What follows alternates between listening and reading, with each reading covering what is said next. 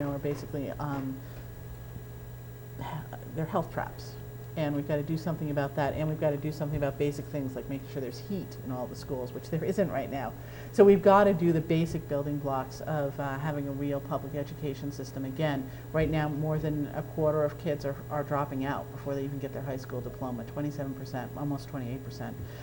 For African American kids, it's almost 50%, and for Latino kids, it's over 50%. So we have whole segments of the population that are not graduating high school with a diploma, and that's going to be terrible in the long run. So we have to do all of those things. Charter schools, unfortunately, have become a drain on a lot of the local school budgets. And charter schools basically came about because we had cut back on the regular public schools so much that the creativity that was going on as sub-programs in the existing public schools basically got separated out as charter schools. We put the funding back into our regular public schools, the district schools as they call them.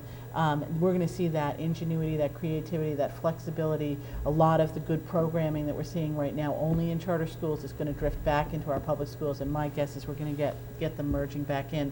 And the longer term issue is to look at fair funding so that all of the schools have decent funding. Right now it's so dependent on the economy of the local community that we're having a wide range instead of having a good standard for all of the schools across the state. Charter schools are going to end up wrapping back into that. In the meantime, we need to take their budgets out of the local budget so that we're not negatively impacting the rest of the school population.